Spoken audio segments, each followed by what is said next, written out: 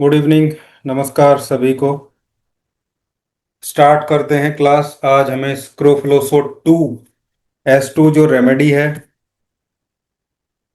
उसके medicinal properties protocols वगैरह को देखना है। सबसे पहले इसका स्क्रोफ्लोसो to S2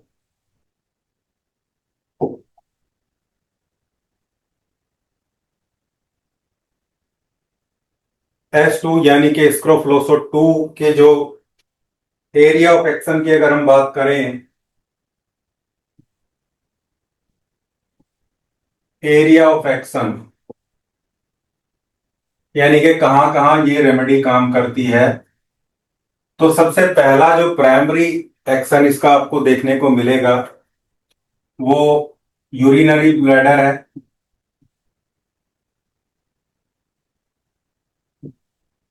urinary bladder, gall bladder,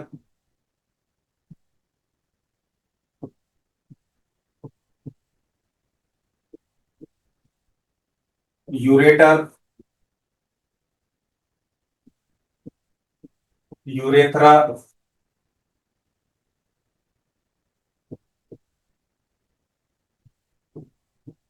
ovaries and testis, fallopian tube,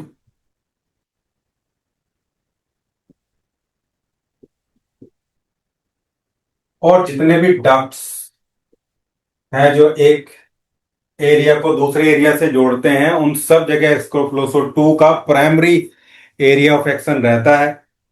इसके अलावा जो सेकेंडरी एरिया ऑफ एक्शन है इसका, यह है एरिया ऑफ एक्शन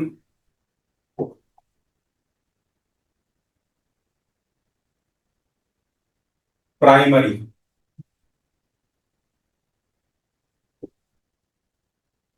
और secondary,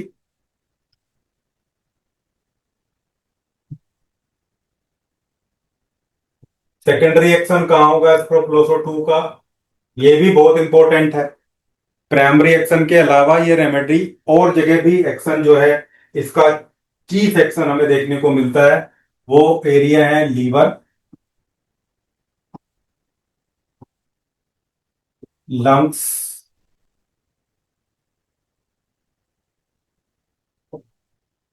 nervous system, specially central nervous system यानी कि ब्रेन के लेवल पे जो इफेक्ट हमें स्क्रोफलोसो टू का देखने को मिलता है उसकी हम बात करेंगे।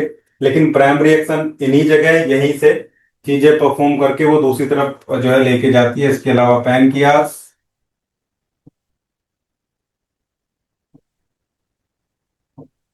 स्प्लीन, स्टमक, बहुत वास्ट रेमेडी है ये भी स्क्रोफलोसो वन की तरह। डाइजेस्टिव सिस्टम पे बहुत बढ़िया इसका है। जब इंटेस्टाइन की बात करते हैं तो स्मॉल इंटेस्टाइन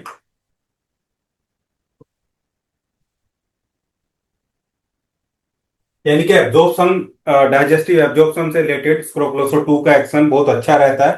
प्रोमिनेंट एक्शन ये रेमेडी प्रोवाइड करती है। ये इसका एरिया ऑफ एक्शन है, स्क्रोफलोसो टू का एक्शन कहाँ किस तरीके से ये रेमेडी काम करती है, ये बहुत इंपॉर्टेंट चीज है। ये चीजें, ये फंक्शन अगर हमारी समझ में आ जाते हैं तो एक रेमेडी का सिलेक्शन करना इजी हो जाता है। हालांकि अभी आगे और इलेबोरेट इसको हम करेंगे और हम ये देखेंगे कि एक्चुअल में ये रेमेडी का सिलेक्शन हम किस किस तरीके से कर सकते हैं। बाकी सेकेंडरी एक्शन में और चीजें भी आएंगी इसकी, और चीजें भी सेकेंडरी एक्शन में लिख सकते हैं आप। रेक्टम और वेन्स, कुछ एक्शन यहाँ भी इसका देखने को मिलता है। वो प्रोटोकॉल वाइज जब चीजें हमारे सामने निकल के आएंगी तो और जो स्पेसिफिकली चीजें हैं वो मैनेज होगी। अब इसके बाद हम बात करते हैं इसी रेमेडी की। नेक्स्ट स्लाइड में आ जाते हैं। ये रेमेडी एरिया ऑफ एक्शन के अलावा अब इसका मोड ऑफ एक्शन क्या है, मतलब ये कैसे काम करती है और किस तरीके से ये रेमेडी ये सब ऑर्गन पे इफेक्ट को जो है वो दिखाती है। यानी कि मोड ऑफ एक्शन।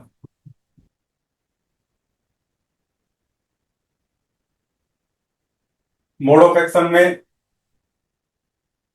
सबसे पहले ये लीवर और गोल ब्लैडर पे काम करने के एक्शन में बता देता हूं।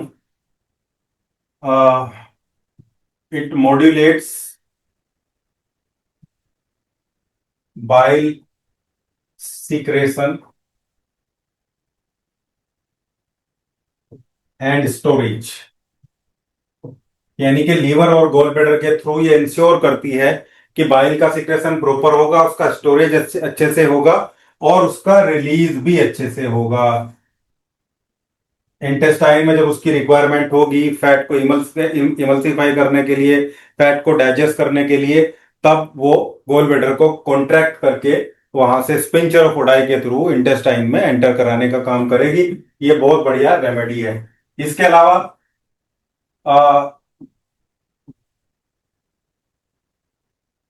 It regulates the venous circulation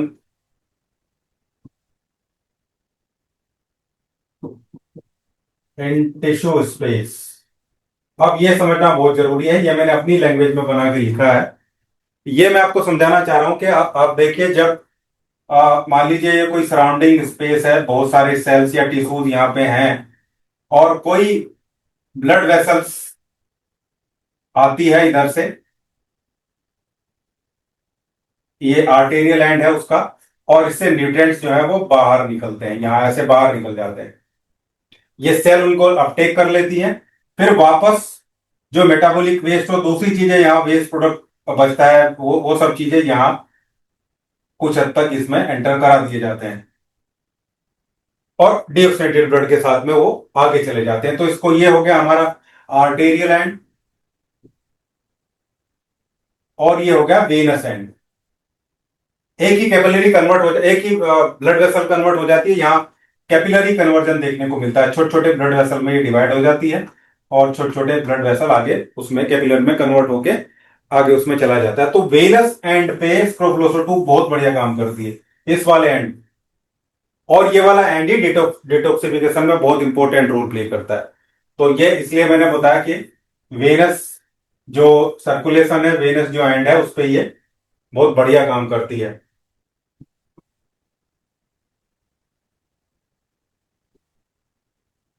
improves detoxification,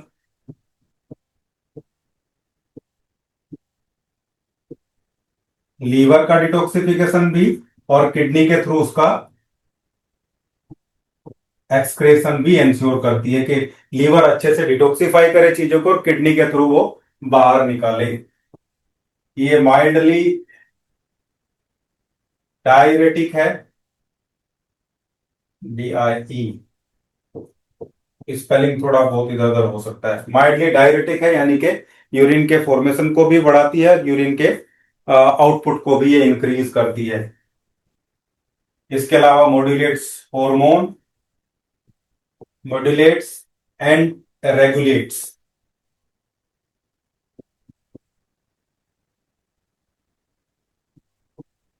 specifically male और फीमेल के जो सेकेंडरी सेक्सुअल कैरेक्टर को डेवलप करने वाले हॉर्मोन्स होते हैं उनको रेगुलेट, यानी कि ग्लैंड्स पे भी काम करती है ये, और सर्कुलेशन के थ्रू उनका ट्रांसपोर्टेशन को भी इंश्योर करती है कि वो प्रॉपरली एक जगह से दूसरी जगह पहुंचे। ये सारे कुछ एरिया ऑफ एक्शन है इसके। इसके अलावा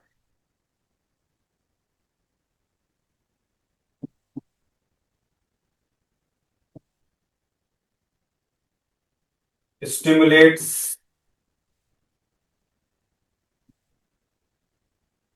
digestion and genital functions. Specifically reproductive organ के फंक्शंस को ये रेमेडी बूस्ट करती है, इनहेंस करती है, स्टिमुलेट करती है, भूख भी बढ़ाती है। इसलिए मैंने बताया स्टिमुलेट्स डाइजेशन, यानी कि गैस्ट्रिक्स जूसेस को सीक्रेट करने में भी ये रेमेडी इंपॉर्टेंट रोल प्ले करती है। इसके अलावा ग्लैंडुलर सिक्रेशन को ये रेमेडी जो है वो बढ़ाती है। ग्लैंड्स के थ्रू होने वाले जो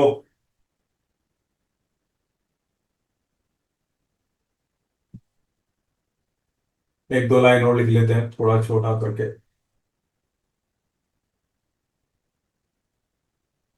ठीक है, ग्लैंडुलर सिक्रेशन को प्रॉपर करती है।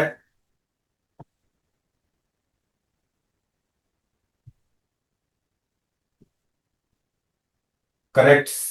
ग्लैंडुलर, क्योंकि S1 की तरह ये भी ग्लैंडुलर रेमेडी है। ग्लैंडुलर एंड सीरस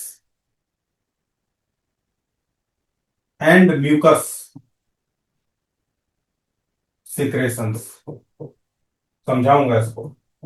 देखिए, ग्लैंडुलर सिक्रेशन मतलब ग्लैंड से होने वाले सिक्रेशन। ग्लैंड से हार्मोन भी निकल सकते हैं, कुछ और स्पेसिफिक कंपोनेंट भी निकल सकते हैं। और म्यूकस भी कुछ, क्योंकि ये क्या आप देखते हैं कि सीरस ग्लैंड और जो है ये म्यूकस ग्लैंड है, ये भी तो ग्लैंड के थ्रू ही सिक्रेशन होता है। सीरस मेम्ब्रेन से कुछ सिक्रेट होता है और म्यूकस मेम्ब्रेन से कुछ सिक्रेट होता है। तो इस सिक्रेशन को ये रेमेडी बैलेंस करती है, मैनेज करती है। पेट में पानी भरना, लंग्स में पानी भरना, मतलब फेफड़ों में पानी भरना, कहीं ना कहीं ये डिसरेगुलेटीज ही वहां पे दिखती है। और दोनों सिचुएशन में स्क्रोफ्लोसो 2 अलग अलग सी ग्रुप की रेमेडी के साथ इस चीजों को मैनेज करती है। जैसे फेफड़ों के लिए C2, पेट के लिए C10, जो कैविटी में पानी भर जाता है, या पाउच में ही कहीं प्रॉब्लम हो रही है तो C15 का यूज भी हम करते हैं।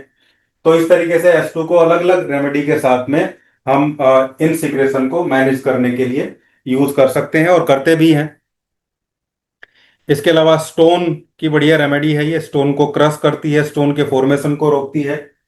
प्रिवेंट्स स्टोन फॉर्मेशन, यानी कि calcification. Prevents calcification.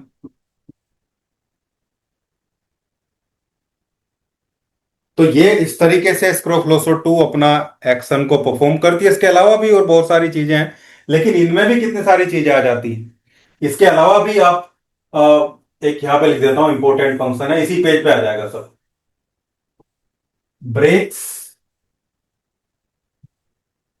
Genetic pre disposition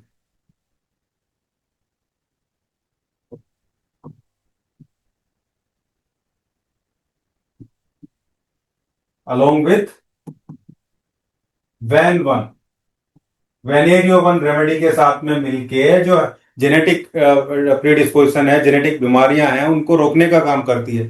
खासकर बालों से related premature grey hair, premature baldness, मतलब बालों का टाइम से पहले गिर जाना, सफेद हो जाना, या और दूसरे जो मेल सेंट्रिक डिजीज है, जो एक पुरुष में जो हो सकती हैं जेनेटिक प्रॉब्लम्स, उनको ये ब्रेकआउट करने का काम करती है। अलग अलग डायल्सन में चीजों को यूज करते हैं, वो बहुत सारे फॉर्मुलेशन हम देखने वाले हैं। लेकिन ये एरिया ऑफ एक्शन है स्क्रोफ्लोसो, सॉरी, ये मोड ऑफ एक्शन है स्क्रोफ्लोसो 2 का। और ये एरिया ऑफ एक्शन है, कहाँ कहाँ पे काम करती है। हमारी क्लास एक अलग ही हाइट पे चल रही है। जो बहुत अच्छे से चीजों को सीखेगा, समझेगा, वो मास्टर ही बनने वाला है। अब तक की सबसे एडवांस टाइप की क्लासेस आप इसको कह सकते हैं, क्योंकि एक तो मैं पहली बार कोई बेसिक की क्लास कंप्लीटली बोर्ड पे ले रहा हूं। इससे इंटरेक्शन, इंटरेक्टिव ज्यादा हो जाती है चीजें, इंटरेक्शन भी बढ़ता है आपका और मेरे बीच का। और दूसरा, ज्यादा चीजें क्लियर आउट हो जाती हैं। इस तरीके से ये रेमेडी काम करती है। ये इसका एरिया ऑफ एक्शन की मैंने बात करी, कहाँ कहाँ काम करती है ये हमने इसको देख लिया है। अब एक चीज और मैं आप लोगों को बता देता हूं, ये भी बहुत इंपॉर्टेंट मैंने नोट करके रखी है। दैट इज, कहाँ कहाँ हम हमें इसको यूज करना ही चाहिए, यानी कि क्लिनिकल यूजेज ऑफ स्क्रोफलोसो 2 स्पेशल एक्शन। अब देखिए, स्पेशल एक्शन। अब देखिए, एक्शन तीसरी बार आ गया। पहला क्या था? Area of action. दूसरा क्या था? Mode of action. और तीसरा स्पेशल एक्शन। ये तीन ए हम हर एक रेमेडी में सीखेंगे। S1 में भी मैंने बताया था आपको, S1 में बस थोड़ा ज्यादा डिटेल में हो गई थी। ऐसे ही S2 में हम कर रहे हैं ट्रिपल ए। ये ट्रिपल ए अगर आपने देख लिया ना, बस समझो ये सार है पूरी रेमेडी का। Area of action, mode of action and special action. ठीक है। चलिए खैर, ये तो मैं रिलेट करने के लिए बोलता रहता हूँ जिससे चीजें याद रहें और समझ में अच्छे से आए। जहां आपको यूज करना ही है स्क्रोफ्लोसो 2 को, अब आप समझिए। इनके प्रोटोकॉल भी आपको ज्यादातर के मिल जाएंगे। हाइड्रोसील, हाइड्रोसील क्या है? पानी भरना। स्कोटम टेस्टिस में पानी भरने की कंडीशन, इसमें आपको यूज करना ही है, करना ही चाहिए। Fatty liver,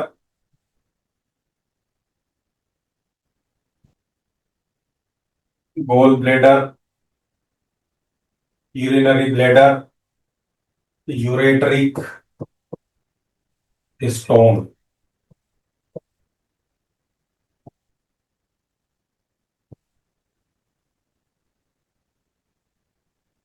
pancreatitis, ascites.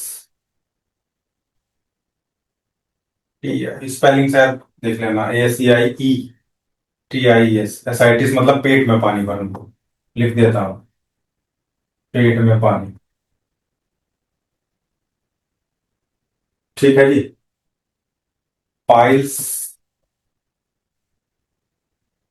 ये वो समस्याएं हैं, वो प्रॉब्लम्स हैं जहां बहुत स्पेशल एक्शन स्क्रोफलोसो 2 का आपको देखने को मिलता है। इन सब जगह आपको यूज करना ही चाहिए। Acidity,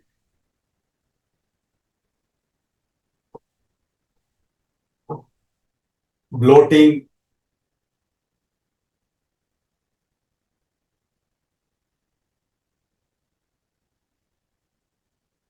grey hair, venereal disease, यानी कि जेनाइटल वाली जो सिफिलिटिक या गोनोरियल टाइप की डिजीज है, इन्फेक्शियस डिजीज भी आ जाती है उसमें।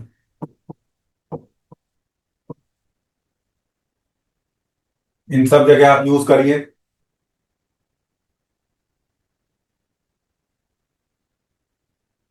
यूरिनरी प्रॉब्लम्स,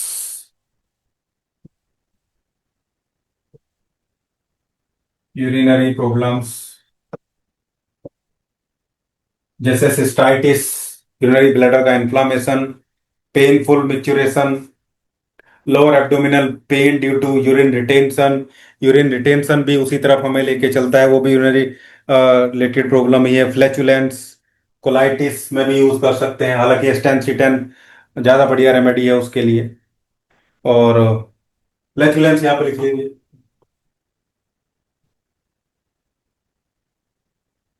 फ्लैचुलेंस यानी कि पेट फूलना, एसिडिटी, गैस बनना, डकार आना, ये सब चीजें S2 स्क्रोफलोसो 2 की रेंज में आते हैं। बहुत बढ़िया रेमेडी है इनके लिए।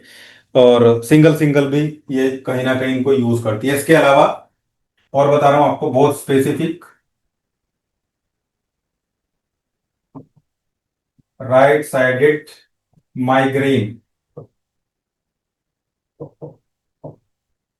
इंटरमिटेंटली। माइग्रेन का प्रोटोकॉल मैं अलग बताऊंगा आपको, लेकिन इसको बीच बीच में या लगातार सिंगल डोज में दिन में एक बार हम इसको राइट साइडेड माइग्रेन में यूज कर सकते हैं। बढ़िया काम करती है। क्योर करने के लिए इसका यूज करना जरूरी है, अलोंग विद वेनेरियो वन। वैन वन को भी ऐसे ही देना। कोई भी क्रोनिक डिजीज है, माइग्रेन भी क्रोनिक है, बहुत लंबे समय तक चलने वाली समस्या है। पेशेंट आता है हमारे पास कई कई साल इलाज कराने के बाद में, तो उसको तो आप वेनेरियो वन देना ही आपको चाहिए। स्क्रोफ्लोसो वन की एक डोज या दो डोज पहले दिन, या क्लिनिक पे बैठ के स्क्रोफ्लोसो वन 1000 की एक डोज, और फिर उसके बाद वेनेरियो वन हर एक क्रोनिक डिजीज में आप लोग उसको चलाइए। ये छोटी छोटी चीजें हैं जो मैं बता रहा हूँ, ये बहुत काम आती हैं प्रैक्टिस में, क्योर करने में। नहीं तो मैनेज करना, क्योर करना दोनों अलग चीजें हैं। मैनेज तो पहली खुराक से ही हमारी इलेक्ट्रोहोम्योपैथिक मेडिसिन से हो ही जाता है। ठीक है। अब PCOD, PCOS, इसमें बहुत बढ़िया काम करती है स्ट्रोफ्लोसो 2, हमें यूज करना ही है। फाइब्रोइड में भी हम देते हैं, लेकिन PCOD में ज्यादा इंपॉर्टेंट है। इसके अलावा ट्यूबल ब्लॉकेज में भी काम करती है।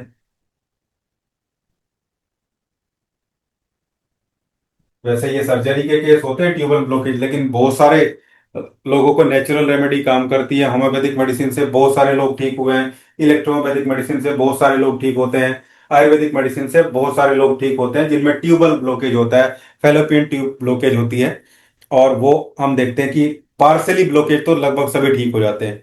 परमानेंट ब्लॉक है या किस जगह से ब्लॉक है वो थोड़ा सा मैटर जरूर करता है, लेकिन पार्सली ब्लॉक तो सभी आराम से खुल जाते हैं। कैस्टर ऑयल भी बढ़िया काम करता है। कैस्टर ऑयल के साथ में WE या B को आप नाभि में डालें। नाभि ऑयल भी बताऊंगा आपको, तीन चार टाइप के नाभि ऑयल एक्सटर्नल एप्लीकेशन बहुत सारे मिलेंगे आपको, वो भी बीच बीच में आते रहेंगे जो जैसे जैसे हमारी क्लास आगे बढ़ेगी। अब इसके अलावा भी और बहुत सारी चीजें हैं। ये तो मैं आपको रेमेडी की एक पिक्चर बना दे रहा हूं ताकि दो तीन चीजों को देखने से ही आपको क्लियर हो जाए कि ये रेमेडी कहाँ काम करेगी और कैसे काम करेगी, एक्शन क्या है, कहाँ वो काम करती है, कैसे वो काम करती है, और किन प्रोटोकॉल में हमें स्पेसिफिकली इसको यूज करना ही चाहिए। ये 3 स्लाइड से एक रेमेडी की पिक्चर बन जाती है कि हाँ, अब हम इस रेमेडी को समझ चुके हैं और इस रेमेडी को बहुत अच्छे से हम यूज कर पाएंगे। इसके अलावा तो ब्रेस्ट से रिलेटेड मैं लिख देता हूं, ये भी बढ़िया है। C2 के साथ ब्रेस्ट डिजीज,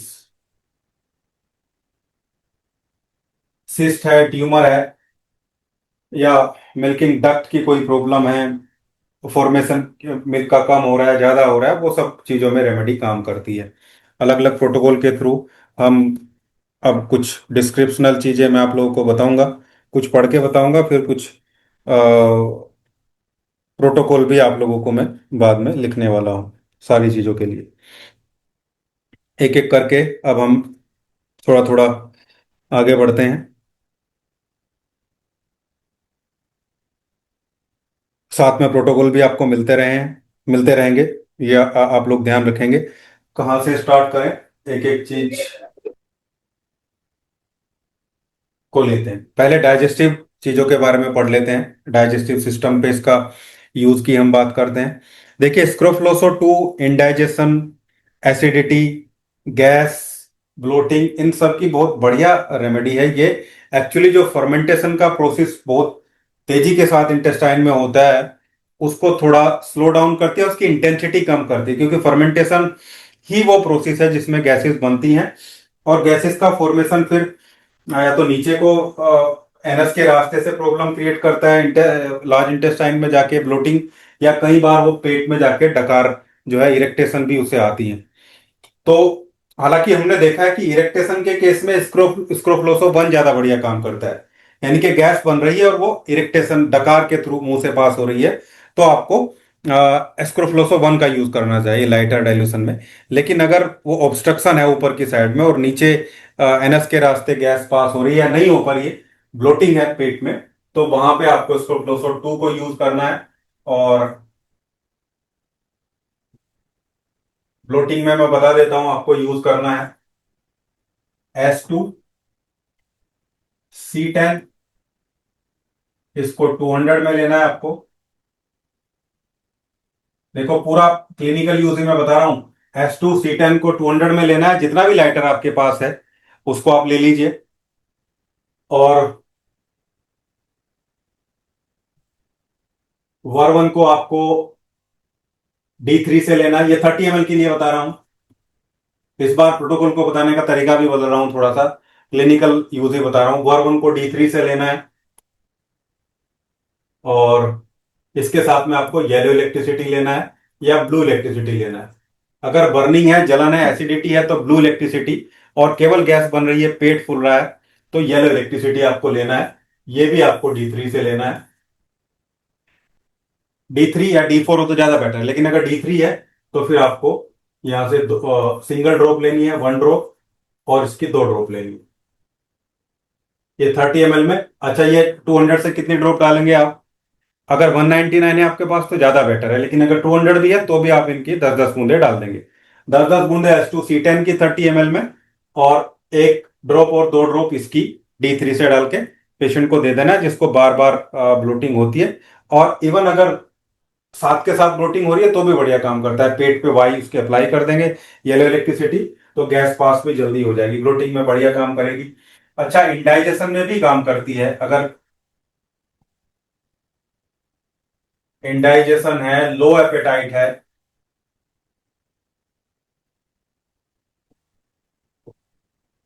फैटी लीवर है, ये सारी चीजें एक साथ बन रही हैं किसी पेशेंट के, और ऐसा होता है। पेट फूलता है, ये तो कंडीशन रहेगी। पेट फूल रहा है एक आदमी का, उसको इंडाइजेशन है, लो एपेटाइट है, और फैटी लीवर भी है, फैटी डिजेनेशन है लीवर पे, ये सारी समस्या एक साथ हैं। तो यहां भी आपको H2 के साथ बी, ये दोनों को ही 200 में आप दे दीजिए। BD मतलब ट्वाइस अ डे, दिन में 2 बार इसको आपको देना है, H2C2 200, या कोई भी 30 या 200, जितना भी लेटर आपके पास है उसको दिन में 2 बार, 30 है तो दिन में 3 बार दे सकते हैं। और जो मेन प्रोटोकॉल फैटी लीवर का दूसरा बनना है वो तो चलेगा ही, वो सब आगे आएंगे। लेकिन यहाँ हम S2 का यूज सीख रहे हैं कि इन सब चीजों में कैसे रहेगा, क्योंकि यहाँ एपेटाइट बढ़ाने की बात नहीं है। यहाँ बात है कि इंडाइजेशन की प्रॉब्लम उसको हो रही है, लेकिन मेन कोज में क्या है, फैटी लीवर है। नॉर्मल भूख बढ़ानी है तो उसके लिए तो मैंने स्प्रोफ्लोसो 1 का प्रोटोकॉल बताया हुआ है, नहीं तो आप S2 भी यूज कर सकते हैं। केवल भूख बढ़ानी है अगर आपको, एज ए एपेटाइजर यूज करना है। हालांकि इससे बढ़िया S1 ही रहेगा जो मैंने आपको बताया था पहले। तो H2C15 और इसको D4 में दे दो, भूख बढ़ जाएगी, खाना खाने के साथ में या खाना खाने के पहले। लेकिन S1 तो सिंगल ही कर देता है, नक्सोमिका इतनी बढ़िया रेमेडी, वो सिंगल ही इस काम को कर देती है। बट ये भी अच्छा प्रोटोकॉल है। या जहां आपको लग रहा है कि वहां S1 से काम नहीं हो रहा है, या कोई प्रॉब्लम आपको दिखती है, तो आप H2C15 D4 में 4 4 बूंदे खाना खाने के पहले या खाना खाने के बाद में, सॉरी खाना खाने के साथ में, उस पेशेंट को आपको दे देनी चाहिए। इसके अलावा अब हम बात करते हैं पेट में पानी भरना। ये भी डाइजेस्टिव प्रॉब्लम ही है, और ये क्रोनिक डिजीज में आती है। देखिए, पेट में पानी भरना लीवर सिरोसिस में भी होता है, जब लीवर जो है खराब हो जाता है। ज्यादातर लीवर और पैनक्रियाज के जो केस होते हैं, कैंसर में भी होता है, लेकिन कैंसर में भी तभी होगा जब लीवर काम नहीं कर रहा है, और किडनी फेलियर। इन तीन जो जो जो पेशेंट होते हैं, 1 मिनट, कोई मैसेज कर रहा है बार बार। अब मैंने बोला हुआ है सबको कि भाई क्लास के टाइम मत किया करो।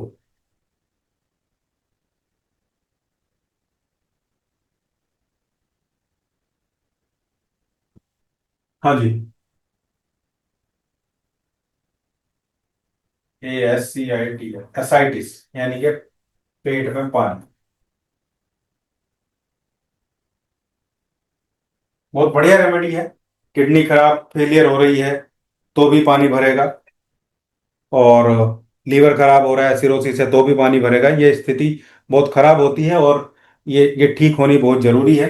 इनिशियल लेवल में अगर इलेक्ट्रोपैथिक मेडिसिन स्टार्ट कर दी जाए तो 2 4 दिन में ही रिजल्ट आने लगता है। यूरिन का आउटपुट हमें इसमें बढ़ाना होगा, लेकिन पहले जो इन्फ्लामेटरी कंडीशन है उसको हमें ठीक करना है। तो हमें क्या करना होगा, S2 प्रोटोकॉल ही बता रहा हूं आपको। C2 ये 200 से लेंगे आप, प्लस ब्लू इलेक्ट्रिसिटी B को आप D3 से लेंगे, या D4 से लें तो ज्यादा बढ़िया है। D4 की लेंगे 10 ड्रॉप्स, और यहाँ भी 10 ड्रॉप्स लेंगे आप ईच, और ये 30 ml में डाल के आप पेशेंट को देंगे। और इसके साथ ही आप पेशेंट को देंगे S6D4 ग्लोबिल्स,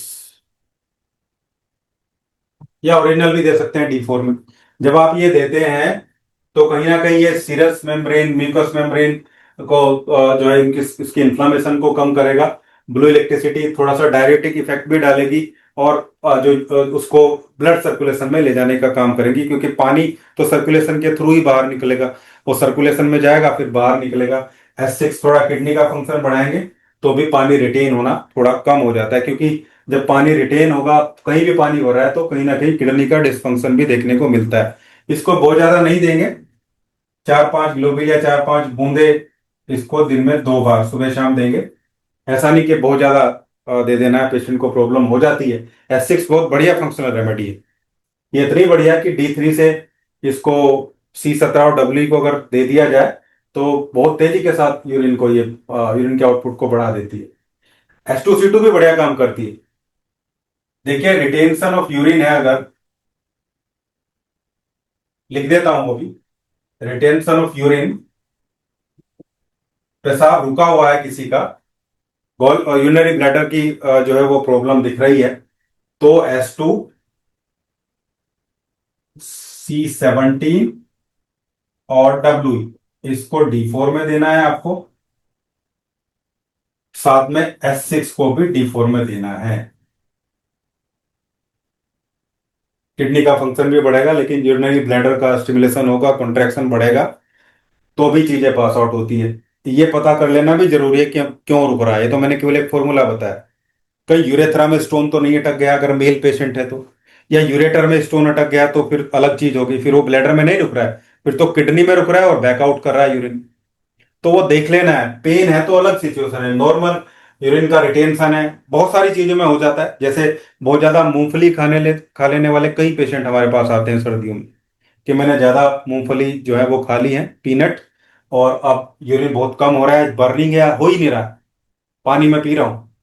तो वहां बहुत बढ़िया काम करता है। साथ में डब्ल्यू को गुनगुने पानी में, WD4 थोड़े से 1 लीटर पानी में 5 ml डाल के, और एक कॉटन का जो रुमाल है उसको भिगा के यूरिनरी ब्लैडर पे रख देना चाहिए। डब्ल्यू, अगर पेन है, थोड़ा सा खिंचाव दिख रहा है तो, नहीं तो वाई भी बढ़िया काम करेगा, वाई रिलैक्स भी कर देता है। या केवल, अच्छा, पानी भरने की सिचुएशन की बात कर रहे हैं, तो पल्मोनरी एडिमा फेफड़ों में पानी भरने में भी अच्छा काम करती है। PULMON, पल्मोनरी एडिमा, फेफड़ों में पानी भरना। यहाँ भी लाइटर में देना है हमें, S2, C2, P2, A2, ये सब लाइटर में। 30 या 200 या 100, जो भी आपके पास है। 200 हो तो ज़्यादा बेटर है, लेकिन जो भी अवेलेबल है, इसलिए मैं तीनों पॉसिबिलिटी लिख दे रहा हूँ आपको। और बी को आपको D4 से ऐड करना है, 4 से 5 ड्रॉप, 5 ड्रॉप ले लीजिए आप। 4 से 5 ड्रॉप बी के D4 से ऐड करेंगे, S2, C2, P2, A2, ये सब 10-10 बूंदे आप 200 से ऐड कर देंगे 30 ml में। और पल्मोनरी एडिमा यानी कि फेफड़ों में पानी भरने में ये प्रोटोकॉल बहुत बढ़िया काम करेगा, और रिजल्ट भी इसके मिलते हैं। बहुत बहुत सारे लोगों में हमने यूज किए हैं। लगभग ऐसा ही प्रोटोकॉल मैंने, अनु मैडम है ग्रुप में, आज शायद कनेक्ट है नहीं, उनको बताया था। उनका पेशेंट बहुत बढ़िया रिजल्ट उन्होंने लिया, उस पर लिवर सिरोसिस, पल्मोनरी एडिमा भी था, उसको पेट में पानी भी भरा हुआ था।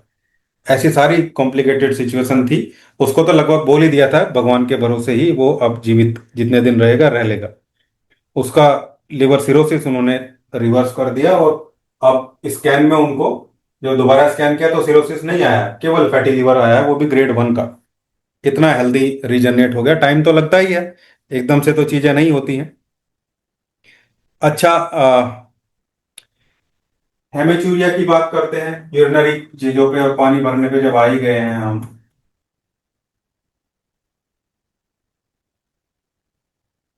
यानी कि पेशाब में, यूरिन में खून का आना, लेकिन एक किडनी के लेवल पे नहीं, हम ब्लैडर के लेवल पे देख रहे हैं, यूरिनरी ब्लैडर के लेवल पे। हालांकि किडनी पे भी ये काम करेगी, मैंने बताया था सेकेंडरी फंक्शन पे किडनी पे भी जाती है। तो S2, C2, A2, F1 और ब्लू इलेक्ट्रिसिटी D10 में आप दे देंगे, बढ़िया काम करेगी, रिजल्ट आपको मिलेंगे। बर्निंग इन यूरिन, यानी कि डाइसूरिया या डिसयूरिया,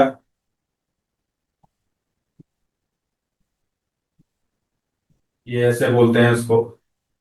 इसमें भी S2, C2, A2, F1, वर्वन, वर्वन नहीं, क्योंकि कई बार पेन के साथ में ब्लीडिंग भी आती है। अगर ब्लीडिंग है तो वर्वन नहीं लेंगे, नहीं तो वर्वन ले सकते हैं। वर्वन ले सकते हैं, लेकिन ब्लीडिंग होगा तो नहीं लेना, क्योंकि वो D10 में भी थोड़ा डाइलेशन इफेक्ट डालता है। S2, C2, A2, F1, Y और B, ये दोनों ले लेंगे। ये भी आप D6 या D10 में यूज करेंगे तो, बर्निंग यूरिनेशन है, डिफिकल्ट मिक्सचरेशन यानी कि पेन होता है, उस सिचुएशन में ये काम करेगी। पानी भरने में तो S2, C2 के साथ कॉम्बिनेशन में ले सकते हैं। और PCOD, एक एक प्रोटोकॉल और जो चीज हमने पढ़ी है पहले उनको सबको ही अब एक एक करके ले रहे हैं हम। पीसीओडी की बात करेंगे। ओवरीज में सिस्ट है, S2, C2, A2, F1 और G, D6। साथ में इसके वैन अलग से दे देंगे 200 में। इनमें एक बार तो बढ़िया काम करता है, नहीं तो वैन इसके साथ भी ऐड करके आप दे सकते हैं। D6 में वैन चला जाएगा। हालांकि जितना लाइटर हो उतना बढ़िया है वेनेरियो वन। कहीं भी ओवर ग्रोथ है तो वैन को हमेशा आप याद रखिए। S2, C2, A2, F1, G D6 में देंगे तो पीसीओडी में हार्मोनल जो ओवर एक्टिविटी देखने को मिलती है उसको रिड्यूस करेगा। बाकी हार्मोन की सिचुएशन क्या है उसके अकॉर्डिंग अगर पिक्चर क्लियर है तो आप C1 को यूज भी कर सकते हैं। C1 हाइपोथैलेमस पिट्यूटरी और जो ओवरियन एक्सिस है, HPA जिसको बोलते हैं या HPO जिसको बोलते हैं, उस पर बहुत बढ़िया काम करता है। ये कैंसरसोवन C1 वो आप अपनी नीड के अकॉर्डिंग यूज कर सकते हैं हार्मोनल इम्बैलेंस के लिए, लेकिन S2 C2 का प्रोटोकॉल यही रहेगा और बहुत बढ़िया काम करता है ग्रीन इलेक्ट्रिसिटी के साथ में। ब्लीडिंग को आपको ध्यान रखना है, अगर तो ज्यादा है तो आप G20 में ऐड कर B20 में ऐड कर सकते हैं, इसी प्रोटोकॉल में ऐड करने से चल जाएगा। अच्छा, लो यूरिन आउटपुट।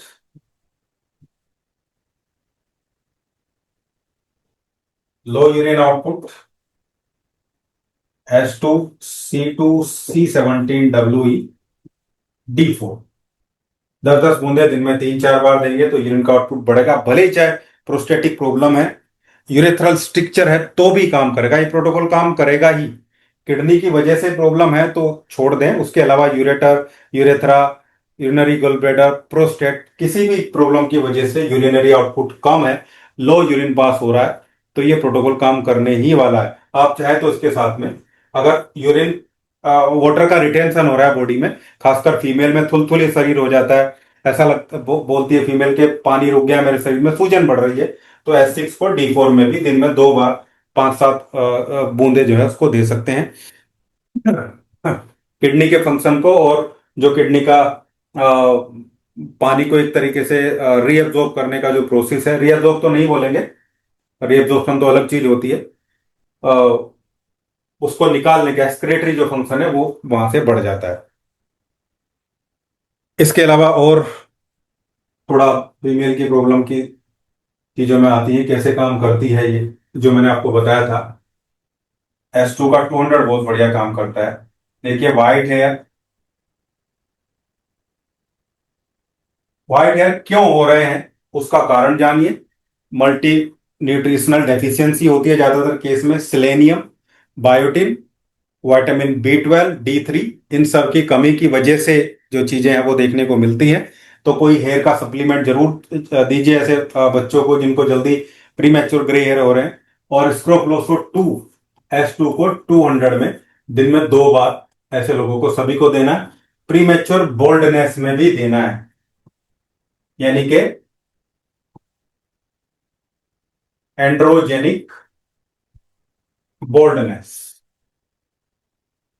जेनेटिक गंजापन जिसको बोलते हैं, इसमें भी S2 200 दिन में 1 बार वंस अ डे पेशेंट को, अलोंग विद वेनेरियो वन। इसको फ्लोसो 2 सुबह, वेनेरियो वन शाम को चलाना है। साथ में जो बालों की समस्या के लिए है, फॉलिकल को ग्रोथ कराने के लिए, और उसका जो प्रोटोकॉल है वो सब चलेगा ही, हेयर ग्रोथ के लिए सब, वो फिलहाल यहाँ डिस्कस नहीं कर सकते हैं।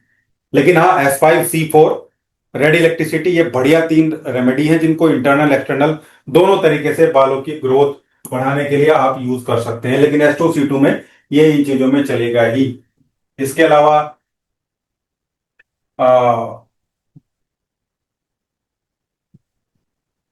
डिजीज आफ्टर मास्टरबेशन, ये बच्चों में बहुत सारी प्रॉब्लम आती है। एक्सेसिव मास्टरबेशन के बाद व्हाइट ग्रे हेयर भी देखने को मिलते हैं, कंसंट्रेशन खराब हो जाती है, और भी बहुत सारी प्रॉब्लम हो जाती है। तो ऐसे बच्चों को भी S2 और वैन वन 200 में सुबह शाम देना ही चाहिए। बाकी जो उसकी प्रॉब्लम आ रही है सिम्टोमेटिक तरीके से उसको देखने को मिल रहा है, कुछ की मेमोरी भी वीक हो जाती है, वीक मेमोरी में भी ये उसी तरीके से काम करेगा जैसे मैंने आपको बताया।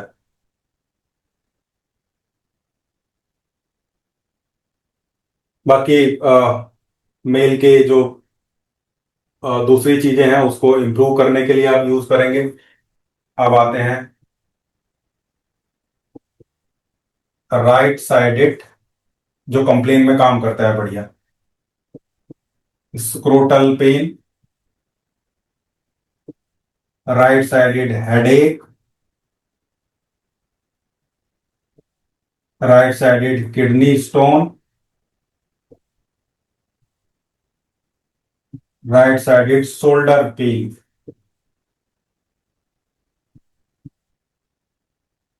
Right sided sciatica. इन सब केस में आपको स्क्रोफलोसो 2 को अपने प्रोटोकॉल में शामिल करना है। डाइल्यूशन आप अपने अकॉर्डिंग सेलेक्ट कर सकते हैं। इन सबके स्पेसिफिक प्रोटोकॉल भी रहते हैं, उनके साथ में आपको चलाना है। ज्यादातर केस में आपको स्क्रोफलोसो 2 को 30 में या 200 में देना है। दिन में 2 बार या दिन में 3 बार। 200 को दिन में 2 बार, स्क्रोफलोसो और 2 की 30th डाइल्यूशन को दिन में 3 बार, along with the specific protocol. जैसे scrotal pain, right sided scrotal pain के लिए हम जो प्रोटोकॉल देंगे वो है ही S3C3 WAN1 F1, और WE वो हम देते हैं स्क्रोटम के पेन के लिए, वो सब चलना ही है। हेडेक के लिए S10 C1 देते हैं, वो सब चलना ही है। किडनी स्टोन के लिए हम S6 C6 S5 भी देते हैं, D4 में देते हैं, वो सब चलना ही है, उसके साथ में ये चलना रहता है। शोल्डर पेन क्यों हो रहा है, रोमेटिक है तो रोमेटिक प्रोटोकॉल, फैटी लीवर की वजह से तो फैटी लीवर का प्रोटोकॉल वो देना ही। शैटिका का प्रोटोकॉल, शैटिका का रोमेटिक प्रोटोकॉल, जैसे S1 में भी मैंने बताया था एक प्रोटोकॉल आपको L2 के साथ रोमेटिक कंडीशन के लिए, जॉइंट पेन के लिए, वो सब देना है। और साथ में ये राइट साइडेड कंप्लेन के लिए। और ये सब टेस्टेड है, मैंने खुद टेस्ट कर रखे हैं, कुछ तो अपने पे भी टेस्ट किए हैं। बहुत बढ़िया काम करता है। हेडेक में बहुत बार, कई बार मैंने टेस्ट किया अपने हेडेक के प्रोटोकॉल के साथ में, और साथ में स्क्रोफलोसो 2।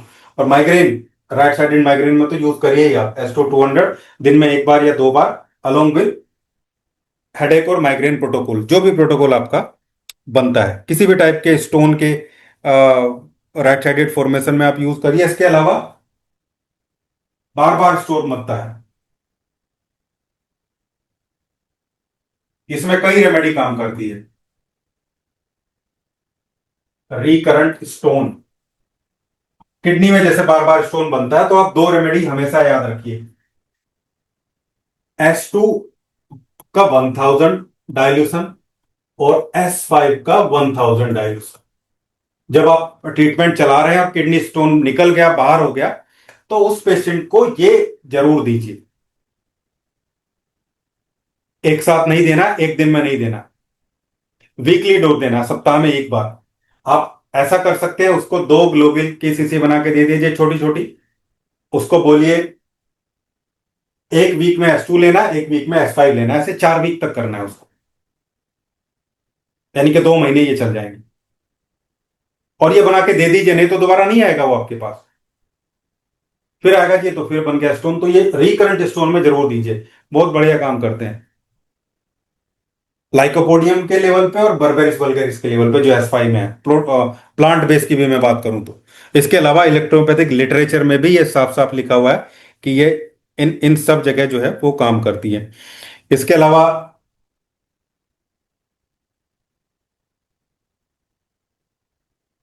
ब्रेस्ट सिस्ट की जब हम बात करते हैं, हालांकि अभी हमने देखिए रेमेडी तो दो ही पढ़ी है, S1 और S2, और प्रोटोकॉल में बाकी रेमेडी भी पढ़ रहे हैं, तो इलेबरेशन तो उतना इजी नहीं रहेगा, लेकिन मैं फिर भी कोशिश कर रहा हूं समझाने की बाकी रेमेडी को भी।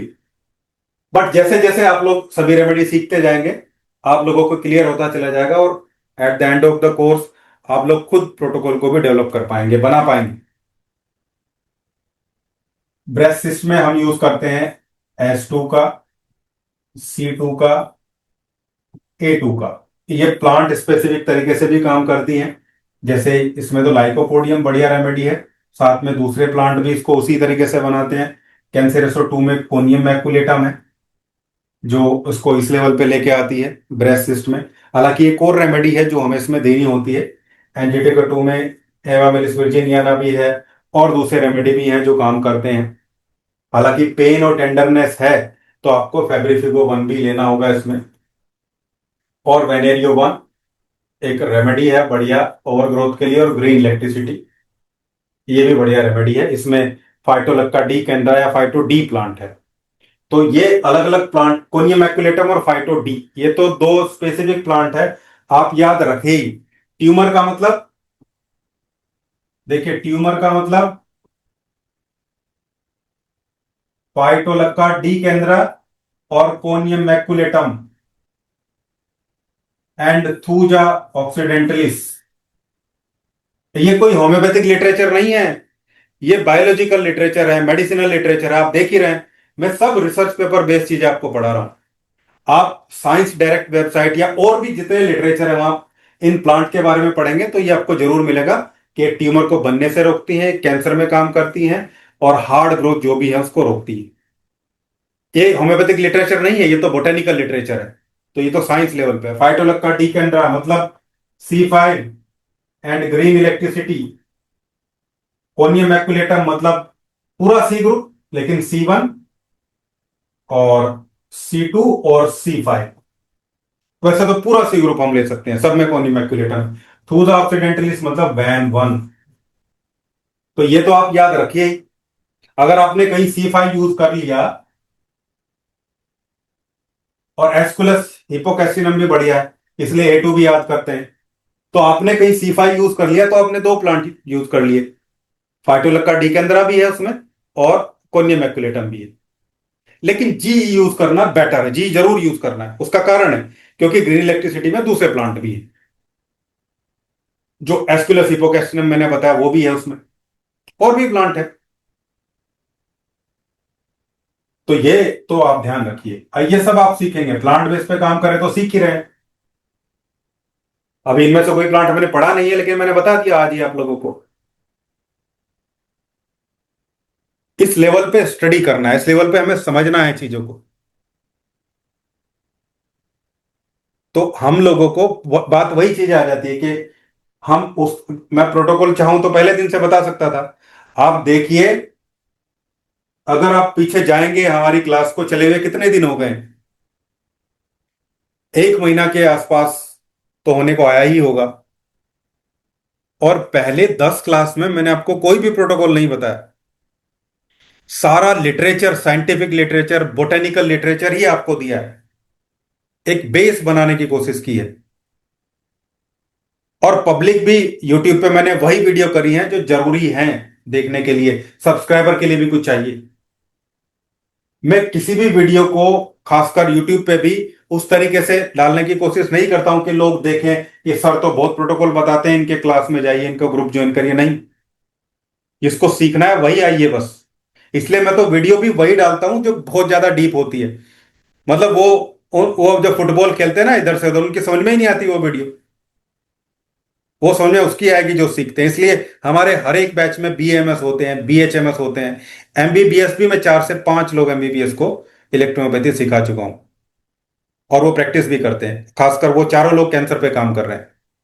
अभी लेटेस्ट में हिमांशु सर छत्तीसगढ़ से हैं, अभी इस बैच में तो नहीं है, लेकिन ज्यादातर बैच में वो रहते ही हैं। मेरे बिना पूछे ही वो, उनको पता चलता है तो वो पैसे भेज देते हैं कि मुझे जोड़ दीजिए आप। तो हमारा लिटरेचर ही पूरा जो साइंस बेस्ड है, और जो एक क्वालिटी बेस्ड चीजों की हम बात करते हैं। तो पहली 10-12 क्लास में हमने किसी प्रोटोकॉल की बात ही नहीं करी है। S1 के भी 3 दिन तक हमने कोई प्रोटोकॉल नहीं सीखा, केवल प्लांट पे ही डिस्कस करते रहे। तब जाके S1 में हमने लास्ट क्लास में प्रोटोकॉल देखे, और आज S2 में देख रहे हैं।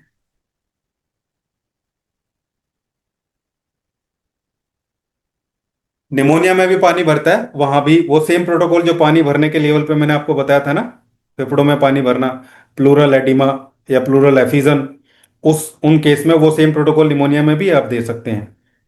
अप्लाई करना भी अच्छा है, वो भी कहीं ना कहीं काम करता है।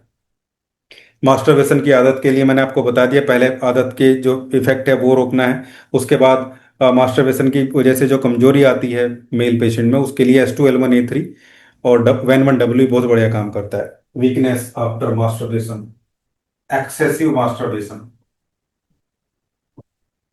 पहले टेंडेंसी ब्रेक करनी है, वो 200 से होगी।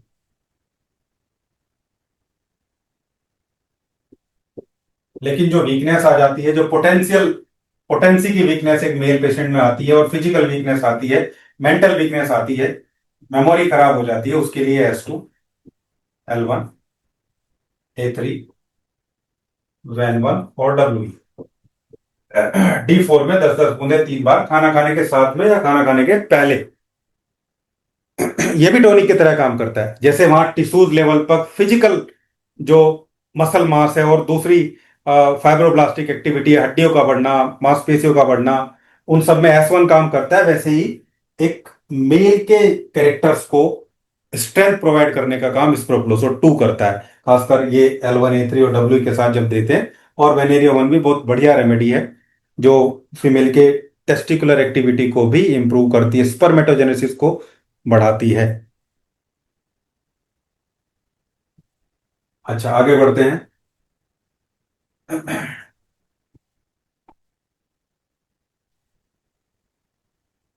हाइड्रोसी, स्क्रोटम में पानी भरना, ये बता दिया मैंने को।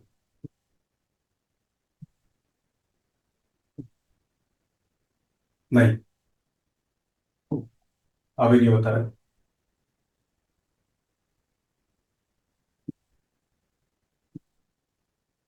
ठीक है। S2, इसमें पेन भी रहता है। C2, A2, वैन 1, ये आप D10 में लीजिए। और बहुत पुरानी कंडीशन है तो 200 में भी ले सकते हैं। साथ में ब्लू इलेक्ट्रिसिटी को आप इसको D4 में लीजिए, 10 ड्रॉप्स। ब्लू इलेक्ट्रिसिटी ही ऐसी कंडीशन में सबसे बढ़िया काम करती है। वेरिकोसील में भी हम यूज कर सकते हैं, लेकिन वेरिकोसील थोड़ी अलग कंडीशन होती है। और उस प्रोटोकॉल में भी S2 काम करेगा उस जगह भी। वेरिकोसील तो एक तरीके से जैसे वेरिकोज वेन होती है ना, उसी टाइप की सिचुएशन है, लेकिन ये काम करेगा। A2, S2, C2, वैन 1 और D6। जैसे वेरिकोज वेन होती है, नसें फूल जाती हैं, जैसे पाइल्स होती हैं, नसें फूल जाती हैं, वैसे ही वेरिकोसील में भी यही देखने को मिलता है।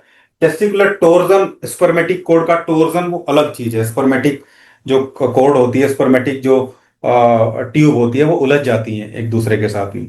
वो कंडीशन भी खराब होती है, इंजरी में भी होता है ऐसा। उसके लिए तो स्पर्मेटिक कोड की प्रॉब्लम के लिए तो C3, वैन 1 और फेब्रिफिको 1, रेड इलेक्ट्रिसिटी भी बढ़िया काम करता है। और रोडोडेंड्रोन जो प्लांट है, जो रेड इलेक्ट्रिसिटी में ऐड किया गया है, वो टेस्टिकुलर पेन में बहुत बढ़िया काम करता है। देखिए, मैं ये सब चीजें इतनी आसानी से क्यों बता पाता हूं, क्योंकि प्लांट को मैंने इतना डीपली पढ़ा है। टेस्टिकुलर पेन में जो हमारे पास प्लांट है उन्हीं की बात करूंगा। काम करने वाले जो प्लांट हैं वो आर्निका मोंटाना है,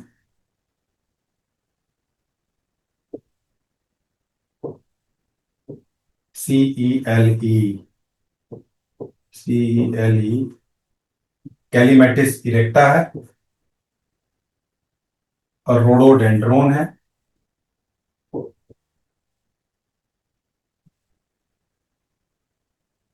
एकोनाइट नेप्लस है। ये 4 प्लांट टेस्टिकुलर पेन पे बहुत बढ़िया काम करते हैं, किसी भी वजह से हो रहा है चाहे। इनके बेस पे आपको रेमेडी सिलेक्ट करनी है। जैसे आर्निका मोंटाना के लिए आप W ले लीजिए। एस्कुलस हिपोकैसिनम भी करता है जो A2 में है, लेकिन मेन प्लांट की मैं बात कर रहा हूँ। कैलीमेटिस इरेक्टा जो वेनेरियो 1 में है, रोडोडेंड्रोन जो RE में है, और एकोनेट नेप्लेस जो आपको फेब्रिफिगो 1 में मिलता है। ये चीजें जब आप सीख जाएंगे, जैसे अभी मैंने कितने प्लांट बता दिया आपको। अभी तक हमने 10 प्लांट पढ़े हैं, 10 प्लांट हमने पढ़े। उन 10 प्लांट का मैंने एक्शन भी बता दिया, कैसे काम करते हैं, कहाँ काम करते हैं, ये भी बता दिया। तो 10 प्लांट, जैसे आप हाइड्रेसिस कैनेडेंसिस की बात करेंगे।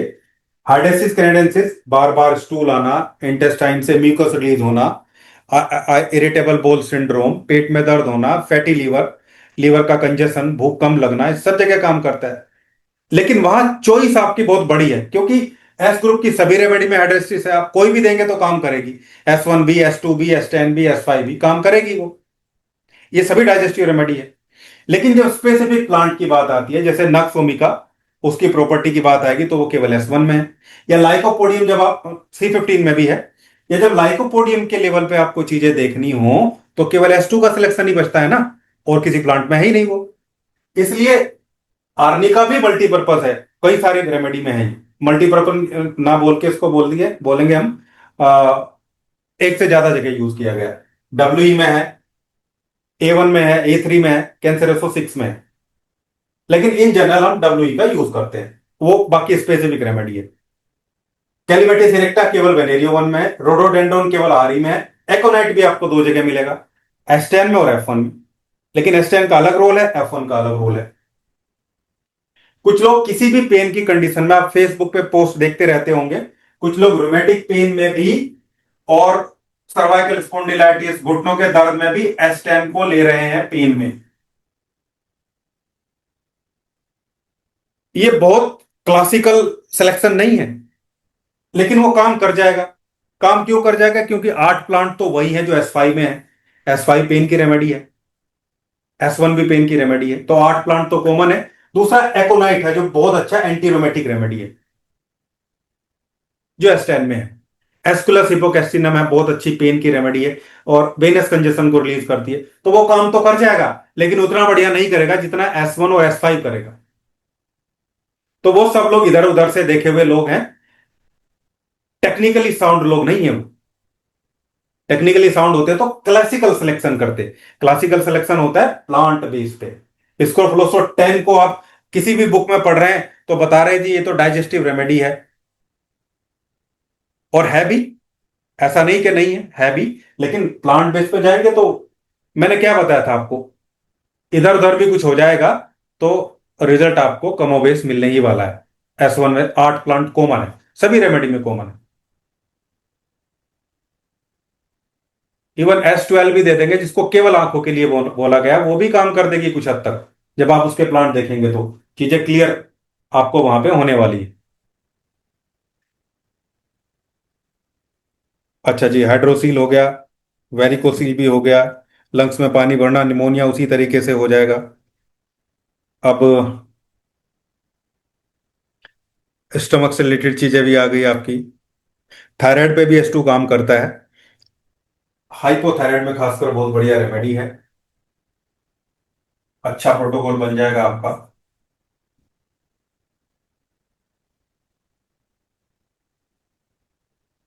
अंडर एक्टिव थायराइड की बात कर रहा हूं। हालांकि हाइपोथायराइड में हमें पिट्यूटरी हाइपोथैलेमस लेवल पे भी काम करना होता है, लेकिन यहां भी S2, C13, F1 और रेड इलेक्ट्रिसिटी को जब आप D4 में या D5 में देते हैं तो इससे थायराइड ग्लैंड स्टिमुलेट होती है, और उससे जो सिक्रेशन है वो थोड़ा थोड़ा बढ़ने स्टार्ट हो जाते हैं। धीरे धीरे उसके जो अपने हार्मोन है T3 और T4 जो है उसको वो बढ़ाने लगती है।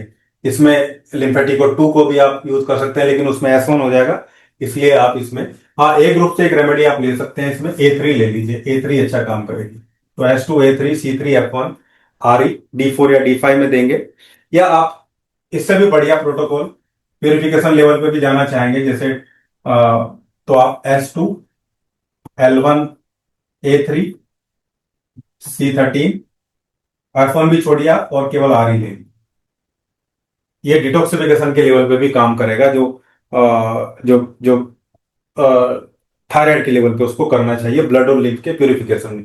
लेकिन यहाँ TSH को मैनेज करने के लिए, ये भी जब TSH हाई रहता है, TSH बढ़ा हुआ रहता है, तो यहाँ पे स्क्रोफलोसो 1, C1, A1 और B, ये प्रोटोकॉल मैंने बहुत बार ट्राई किया, आप लोगों ने भी अलग अलग बैच में, मेरे बहुत सारे लोगों ने इसको ट्राई कर लिया है।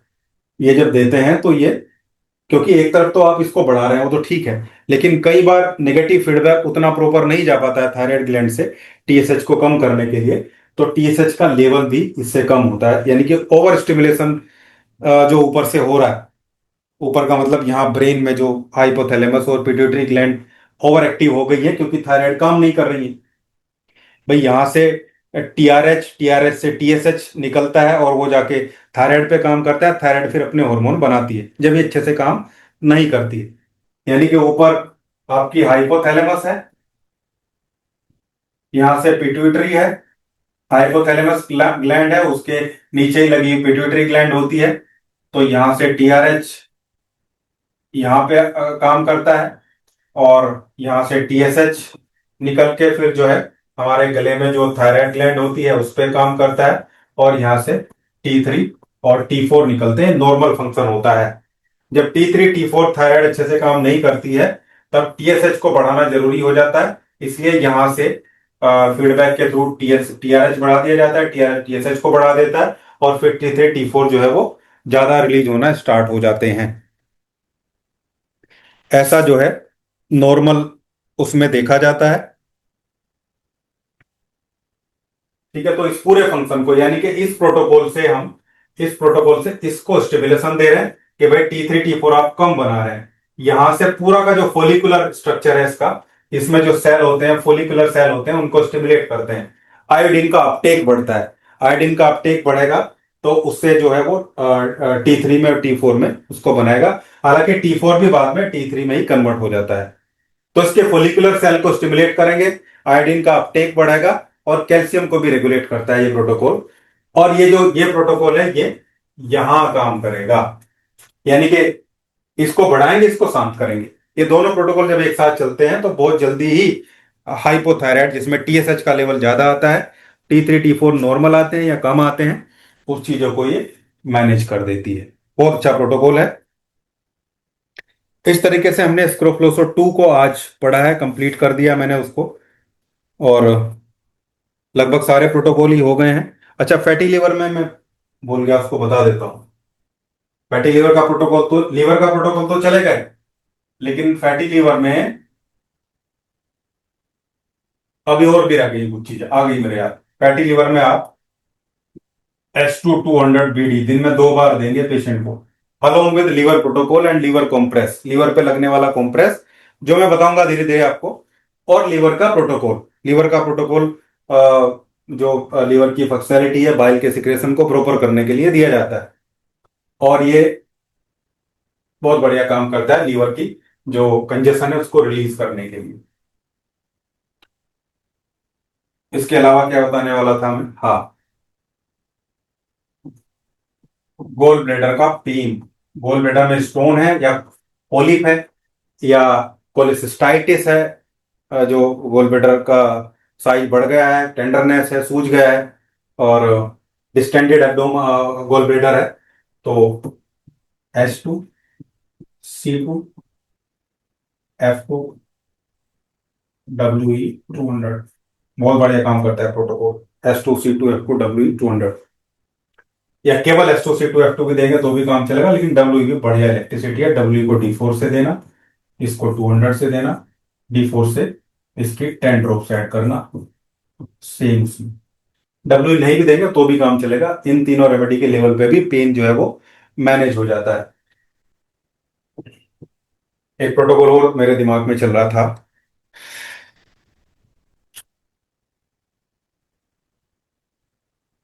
एसिडिटी का मैं बता चुका हूं आपको, गुलब्लेडर स्टोन का, लो यूरिन आउटपुट भी, टीएसएच का भी, फैटी लिवर का भी, लेडीज के चीजें भी, गैस्ट्राइटिस के लेवल पे। हाँ, कोलेस्ट्रॉल के लिए मैं बता रहा था, S2 L1 A3, तीनों रेमेडी का कॉम्बिनेशन करना है। D3 की आपको डालनी है 20 ड्रॉप्स, लगभग 200 ml, 200 ml पानी में डालनी है आपको। ठीक है, S2 L1 A3 D3, इस कॉम्बिनेशन के 20 ड्रॉप, सबके 20-20 नहीं, तीनों को मिक्स करके उसकी 20 ड्रॉप 200 ml पानी में डालनी है, और इसको 5 ml बीडी लेना है दिन में 2 बार, 5 ml सुबह, 5 ml शाम को। ये करेगा क्या, ये लीवर के डिटॉक्सिफिकेशन प्रोसेस को बढ़ाएगा, बाइल के सिक्रेशन को इंक्रीज करेगा, फैट को इमल्सिफाई करने की कंडीशन को बढ़ाएगा, और ट्राइग्लिसराइड को खास करिए जो है बाहर निकालने का काम करेगा। लेकिन कोलेस्ट्रॉल में भी काम करेगा, इसलिए मैं लिख देता हूँ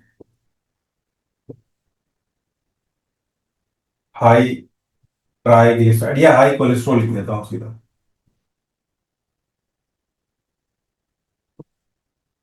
ये लिपिड्स बढ़े हुए हैं। देखो लीवर का तो बहुत बड़ा हाथ है, फैटी लीवर जिसको हुआ उसके लिपिड बढ़ने शुरू हो ही जाएंगे, बढ़ने ही है उसके लिपिड, क्योंकि ये सारा काम लीवर का ही है। लीवर ही डिटॉक्सिफाई नहीं हो रहा है। तो ये एक बहुत अच्छा डिटॉक्सिफिकेशन का प्रोटोकॉल है। वैसे मैं डिटॉक्सिफिकेशन का प्रोसेस आपको बताऊंगा पूरा, लेकिन अभी नहीं बताऊंगा। S5 और S6 रेमेडी पूरी हो जाएगी जब, तो स्क्रोफलोसो 6 में मैं आपको दो प्रोटोकॉल बताऊंगा बॉडी डिटॉक्स के, S5 के लेवल पे और S6 के लेवल पे। प्लांट वाइज भी आप देख सकते हैं। प्लांट वाइज तो मैंने आपने एक डिटॉक्सिफिकेशन का बेस्ट प्लांट पढ़ लिया है, सरसापरिला, सिमिलेक्स मेडिका। सिमिलेक्स मेडिका ही को ही सरसापरिला बोलते हैं। और वो सभी एस ग्रुप के सभी रेमेडी में है, इसमें भी है, S2 में भी है, S1 में भी है, S6 में भी, S5 में भी। ठीक है ना, तो इस लेवल पे जब पढ़ेंगे तभी तो चीजें आगे बढ़ेंगी।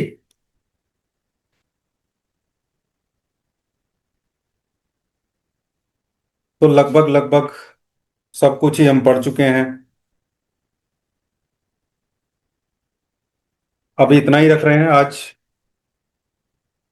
किसी का कोई क्वेश्चन हो तो पूछ सकता है रिलेटेड टू द टॉपिक। बाकी क्वेश्चन तो आप ग्रुप में पूछते ही रहते हैं, और वो मैं जवाब देता भी हूँ। रिलेटेड टू द टॉपिक कुछ भी है तो वो पूछिए जल्दी से। 9:07-8 हो गई हैं।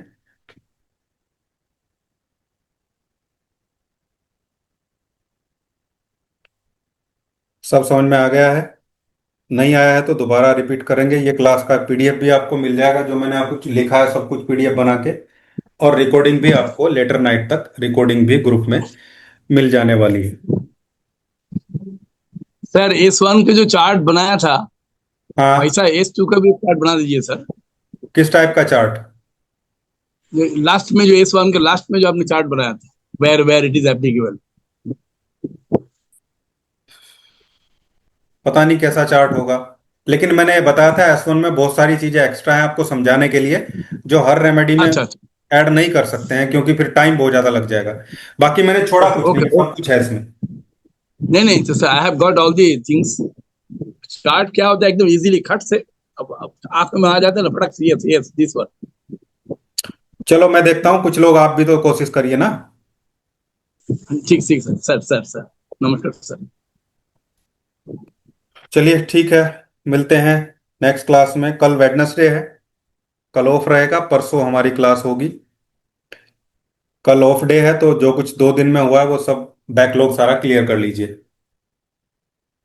गुड नाइट, नमस्कार।